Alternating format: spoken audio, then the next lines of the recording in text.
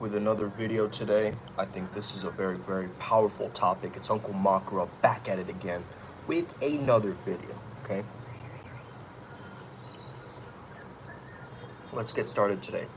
Today is about how to be comfortable in your own skin. Now, a lot of the times we start to judge ourselves because we start to micromanage ourselves. We start to hold ourselves in all these different postures, all these different ways. And we start to overthink and get very burdened based on our thoughts, because our thoughts start to create our emotions, and our emotions start to create the actions we take, which create more thoughts. So this is a cycle that we get stuck in. We have to stop ourselves from that overthinking mind when it comes through. So basically you have to bitch slap your inner critic at times and tell it to shut up, because otherwise it's going to determine the trajectory of your path, of your spiritual journey, of your personal growth journey, okay? Now, a lot of people call this personal development. I don't like to call it that. It sounds like real estate to me. Let's call it something else. Let's call it personal evolution, because that's really what it is. We're evolving and raising our consciousness towards the level that we truly prefer and is most harmonious to us, okay? So the number one thing to understand is to stop avoiding situations. Number one, if you're running, you got to start charging into it. The escapism ends today. You got to start to understand avoidance is dancing in the void, right? As the creator of Gene Keys, Robert Rudd, had said once.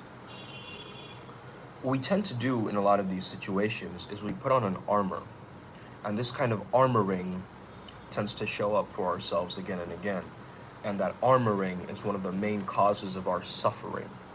Because we tend to have these heart walls, and because we tend to block or create a wall between us and other people, it creates this sense of not being able to truly create that exchange, right? That reciprocity, that exchange that naturally takes place between two people. So it's very interesting, man. Right now it's the election time, and it's really rainy outside. The weather is reflecting the fact that there is going to be a cyclone here in Kolkata, near West Bengal, here tonight. And I'm actually bracing for impact a little bit, because I understand that, hey, maybe we won't get all of it. It's mainly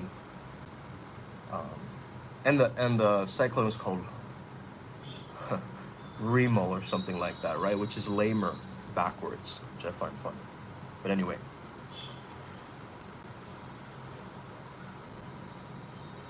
let's get back to the topic. You've got to take off your armor at times in order for you to examine, okay? To examine what in the world is going on, okay? Let me know if I'm being heard, guys. I want to make sure that the sound is good and everything's clear, crystal clear. Is everything crystal clear? Good.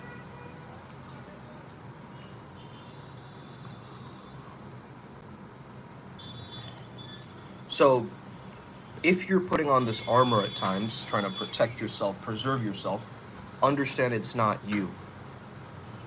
It's not you, it's your ego. Okay?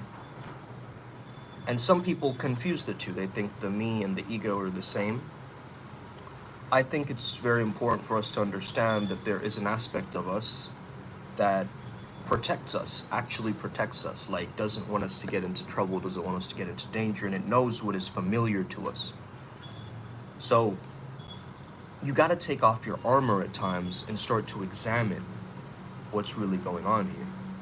Take off the armor and understand, okay, I have some wounds here, and I got to clean those wounds. I got to face them. I got to examine them, okay? I can't just ignore them, keep bypassing my wounds and my hurt and suppressing it.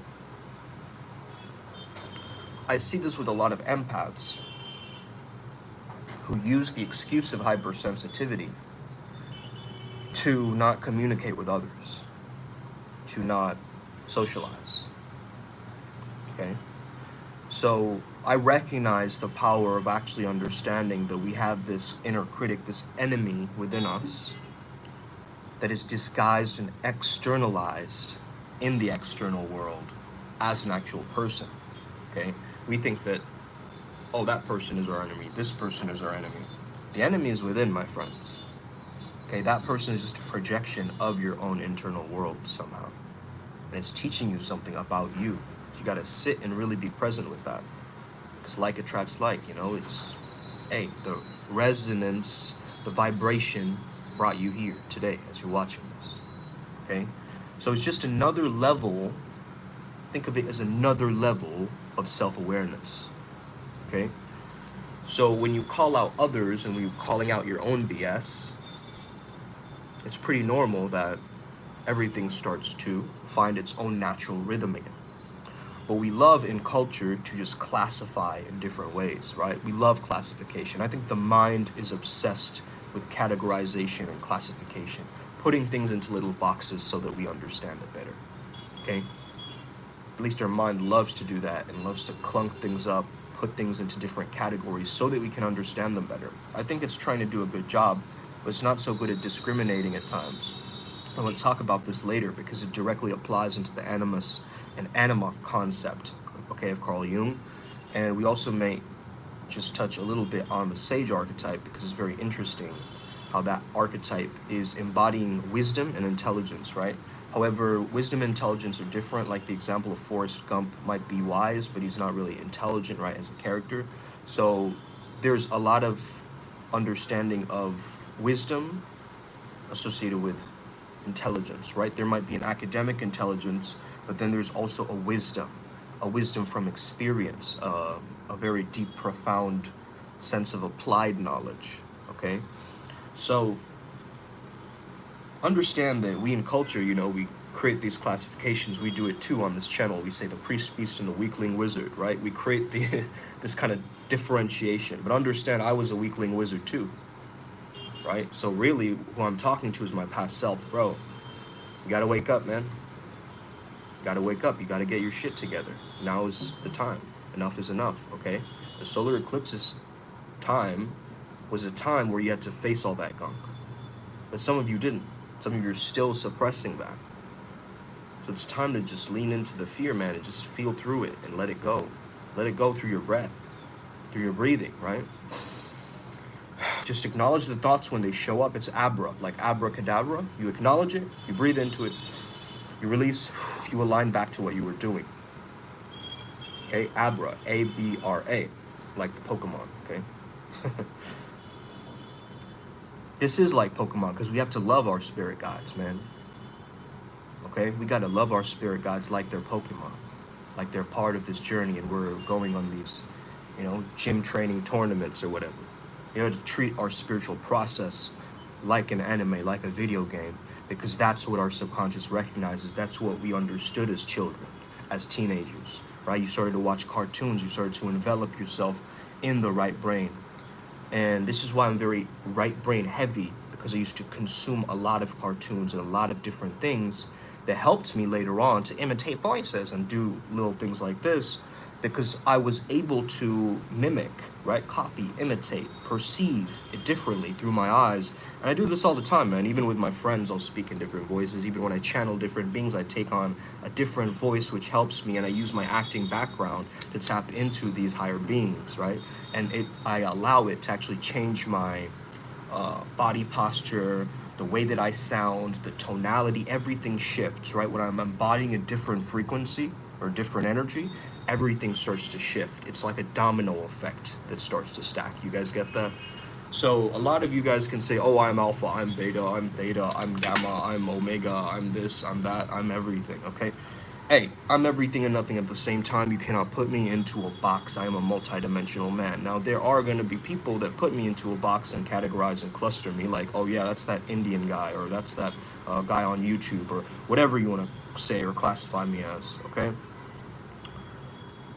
However, I want you to drop all of the props. What do I mean by this? You know when you, let's say you're in a supermarket, right? And you just feel like you need the trolley in your hand or whatever, right? You need to hold it in your hand for safety. it's such a weird thing, right? Like, we can't have our hands empty. But as healers, as shamans, you gotta really start to understand your hands are like the antenna, it's the gateway, right? So the ability for you to actually use your hands is so powerful in your day-to-day life, but also in your healing. So start to really understand this, because this is going to rapidly transition the way that you've been living your life. Let's say you're eating food, you're eating meats, and you just put your hands over the meat and you heal it, right? And then you consume it. What's going to happen is that's going to actually take away some of those negative energies and the intention and the cells in that meat that's been cooked. And of course there's been an energy of heat, but now you have a different energy over that that's cleansing it, right? And this kind of perception shift is really going to help you, man, because a lot of people, they don't know what to do with their hands, okay? Even when they're socializing, it's like, what do I do with my hands? Do I just put them on the side? Do I do this? Do I put it on my lap? Do I do this with it, right? It's like, what do I actually do with my hands? Now, your hands are actually the antenna. They will tell you exactly what you need to do, actually. You don't need to overthink it. The hands are there to add musicality, add more gesture to what you're saying and how you're experiencing this life. So to be able to actually be super comfortable in your own skin, you've got to understand that first and foremost, I accept myself fully for all I am. All the little flaws, all the little idiosyncrasies, all the parts of me that aren't perfect yet, I accept it. I accept it, and I embrace all of it in its wholeness. You guys see that? So I'm not shaming that nice guy part of me or the version of me in my past that I find cringe. I'm not doing that anymore. I used to do that, but I was still holding on to it. That's what I understood, bro, right? I was still attached to that archetype of just me being that way. And nowadays, I'm just like, no, fuck that guy, dude. I'm not that guy anymore. I gotta change. I gotta drop the facade. I gotta tap into mindfulness. I gotta drop all the props. Okay? If you constantly need a prop like this in your hands all the time, there's something off, man. Okay? I see a lot of people that just attach to their phones like this constantly, right? They can't put their phone down for like 5 seconds. It's like a Siamese twin, but it's like a digital one, right? It's just always attached to people. But that's the thing. How are you going to go on this spiritual quest and yet be so attached to this physical world? So clinging onto your phone and your laptop and this and that. Okay? Now sometimes it's a good idea to take a social media break a little bit. That's cool. But again, if it's your business, if it's a vibe, if it's a resonance, hey, learn to use it more consciously. That's all you need to do. You don't need to just run off into a forest somewhere. Okay? Now, if you do want to do that, we have avenues for you to do that. Okay, we have spiritual retreats around the planet. We go to all of the earth chakras on the planet. All the ley lines on planet Earth, we tend to visit. Well, our first event was Gate 11, I believe, or Gate 8 in Bali, I believe. The next one was in Costa Rica near Peru, which was near the sacral chakra ley line. Now we might go to New Zealand, where I believe it will be the solar plexus actually near Australia. However, we're going to New Zealand, so it's going to be a very crown-based download. So a lot of new insights, downloads will come in through the crown chakra, okay, once we go there. We're going there possibly in November time. So if you are interested, just shoot me a message, on Instagram, or just contact me in some way if you want to find out more about that. Of course, you can just go to primalsutramysteryschool.com, just check out a little bit about our student immersion. And we take on actually one student, okay? So it's not for like 5-10 people. We're going to be very selective on who we take as a student, because they got to be committed to this journey. They're paying their, travel tickets, of course, accommodation, all that stuff is, you're chipping in for that too as a part of your payment. So, it's like we're all just going to be staying in an Airbnb. Myself, Ryan G. And Ryan G is more of a technical shaman, so he's a dark mage more so than me. I'm more of a light mage, and together we create the Gray Jedi path, right? We come together to join forces for the middle path, for neutrality, okay? So I think that's a very, very powerful understanding, because you're getting my positive psychology background and Ryan's pattern recognition software that he has. And we're going to be together in the same location. You're going to see the left brain and the right brain communicating, bro. And it's going to be exciting, because you're going to see our dynamic and the way we do things and the way we reach a consensus. And by you just observing us in our shamanic world and what we choose to do there anyway, visiting temples, going to nightclubs, doing both, right? The sacred hedonism aspect, the understanding that there is an aspect of my life that I want to enjoy fully and be divergent, but also convergent and focused. So we're really finding that blend of action and rest, and the action rest potential through our real lives, through flow state, through understanding that we are the peak performance shamans, the ones that gain momentum and keep on flowing, baby, like Bruce Lee says, okay? So yeah, if you want to tap into one of our live events, that would be so key and so ideal. Give me a thumbs up, man, if you're watching this far, thus far. I appreciate you, man. Woo. Or Chica, whoever is watching, man, I appreciate you. You know why? Because you're spending your time educating yourself. You're spending your time educating yourself about how you can become a better version of you. And that I admire, that I really respect, bro. I really respect that, because you're here choosing to step up and change, whereas other people are just ignoring it, or they're like, oh, I have other things to do, whatever, right? So much gratitude, and let's tap in, okay? So if you didn't know by now, we have different body types, right? We have an ectomorph, mesomorph, you know, and did I say endomorph? Endomorph, right? We have all these different body types. Someone might be really tall and skinny, other person might be skinny fat, another person might be very, very bulky or very heavy. Somebody else is just plain overweight. Somebody else is, you know, has maybe a kind of leaning in like this, like their neck kind of constantly goes like forward like this, like a neediness or a clinginess. Now, what does this come from, actually? This ability to go like this? It's actually from the energy of the mother, and you seeking for the mother's breast. The baby would go like this, right? To seek for it.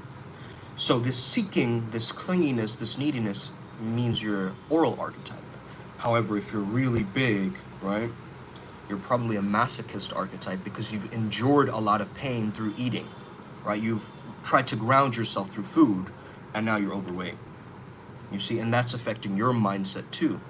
And you might be into like just some stuff that you know, constantly pummel yourself, or you have a very loud inner critic, right? As a masochist, because you hate your body. You look in the mirror and you're like, I hate these fat folds. I hate all of this thing about me. And you keep resisting it, and it keeps perpetuating. Whatever you resist will persist, right?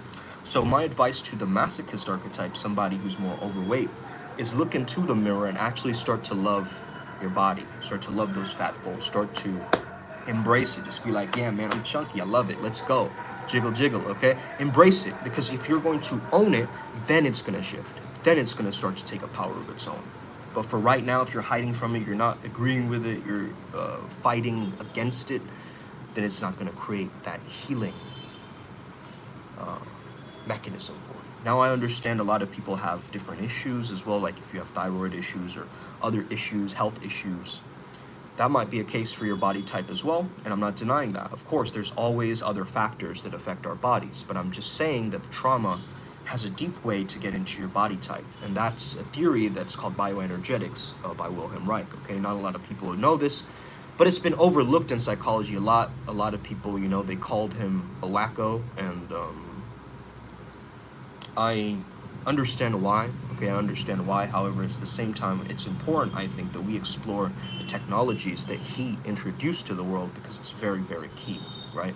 It's like these eclectic geniuses that just have left behind these nuggets of gold.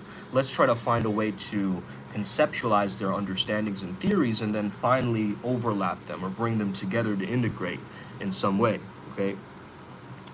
So if we understand that there's a time and place for everything, okay, that's true wisdom. That's the sage archetype. If you really understand You got to integrate life in its totality, not just little parts that you pick and choose, not this myopic vision that you have, you know, of the way that you want it to go. It's not that. Wisdom is recognizing there's a time and place for its exact opposite. Okay? So you're like, there's a place for sadness, there's a place for anger, there's a place for happiness, there's a place for confusion. There's a place for all of it. Okay? Everything in its rightful place, and let me not get attached to the moments, because the moments is fleeting, the moment is shifting, right? The moment is changing. It's the now, but then the now is over, right? And then it's now again, and then the now is over. So that's the process of it. So man and woman.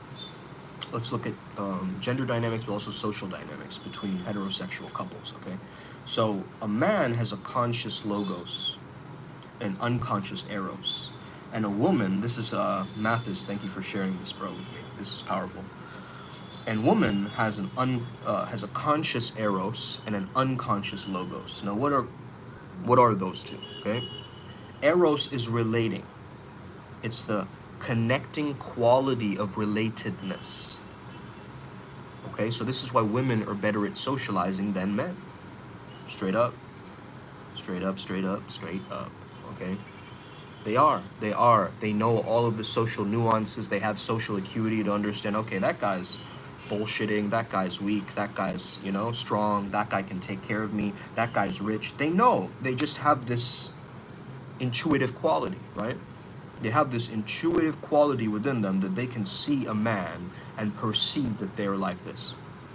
Okay? Even sometimes it might be, if they haven't built up their intuition or their feminine oracle, divine oracle nature, then maybe they'll just be able to pick up the superficial aspects, like, hey, he should probably train better or whatever, or yeah, those shoes don't match with those socks or whatever, these little comments. However, really, if we look at it, it's more so you're connecting with that quality of relatedness, right? And so if you relate to anything that I'm saying, we're creating this spark of eros together, actually, if you think about it, right? And logos is the discriminating cognitive quality of thinking, okay? So you're able to say that that's a bad thought and that's a good thought. You're able to say that I'm going to choose to incorporate these thoughts more into my waking life and not listen to these other thoughts that are trying to be intrusive thoughts, or like trying to get me away from my sat nav, right? My sut nav, right? My truth navigation.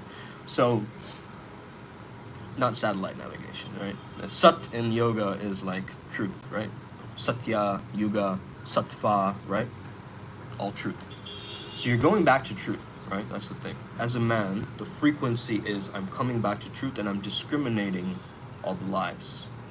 I'm pointing out the BS. I'm understanding this thought is not true. It's not going to guide me. It's not going to be effective towards my lifestyle, my business, my, relationships and friendships. It's not going to be ideal if I take on that ideology or somebody else's philosophy that doesn't align with mine, because again, it's going to create a cognitive dissonance. It's going to create like a friction. And the more friction, the more resistance we create. Let's say you have two parts of yourself. I had the toughest time with this one.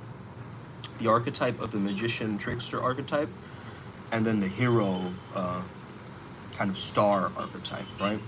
So these two kind of seem like opposites, and so they've been kind of fighting within me quite a while, right? But now I understand that, hey, the priest-beast archetype that we created is way more beneficial than these plastered archetypes from other sources, right? Now, some of it might come from art of seduction. Women love power. There's one specifically more so towards the Shakti, the feminine, or women who do the quiz, as well as, for men, a very, very powerful understanding would be also to go into, both men and women should do their erotic blueprint too, if you're really interested in your style of sexuality, right? Everybody has a different style, a different genre, a different way that they do things, a different way that they tap into their own inner worlds, right? Different fantasies, different kinks, different memories, different lifestyles, right? And so because of all of our differences, we've also got to understand how to merge all of these maps that we're doing, all these personality quizzes and all this stuff, right?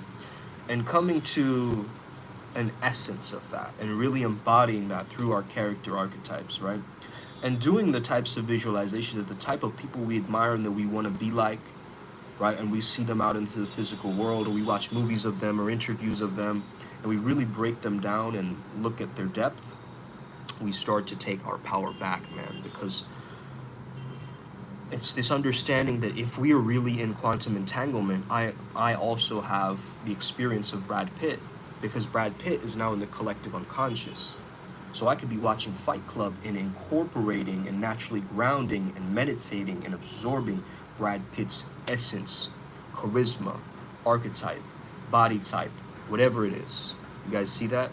And it can be as simple as you wearing a Brad Pitt mask, or wearing a jacket that he had in the movie, or imagining that one of the rings that you're wearing is charged with Brad Pitt's energy. Hey, this is like a combination of mysticism, theater, psychology. This is a new field of peak performance shamanism, right? So we're really starting to understand that I'm paving the way towards something that is very unique. Now, a lot of people might have explored this in their own ways, but this is the way that I want you to really start to understand it.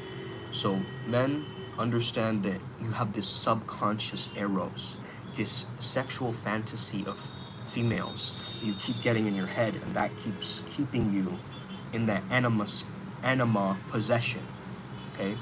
So that's why you're becoming more feminine, because you're actually possessing the traits of the feminine, and you're staying in that fantastical realm in your thoughts. You're keeping the eros in your thinking rather than embodying the eros within your subconscious mind, which actually it is the subconscious mind. So you got to understand how to feel sexy as a man, right? In order to actually fully connect with that energy. Now, as a woman, you also have this masculine part of you, right? And a lot of women nowadays, they've been hyper masculinized, right? If you notice them, a lot of them are very boastful, very aggressive in their nature, ball busting, you know, that quality. And a lot of guys nowadays also are very weak, wimpy, kind of soy boy, simp-like, right? Or whatever, right? You want to call it. These are all labels that traditional society gives. I'm not necessarily saying they are that, but this is how we classify it, right? We're understanding there's a polarity flip happening. So how do we correct this polarity flip? We get real with ourselves. We start to understand, I'm a conscious man, you're a conscious woman. Let's call out each other's BS. Let's expose the nonsense, and let's get back to wholeness and oneness again. Let's get to that God and Goddess, Heros Gamos, Holy Grail, sexual union and bliss. I hope you enjoyed this video today. Have an incredible day. May the flow be with you and stay legendary. May you never be the same again. Hit that like and subscribe button, man. We're all good.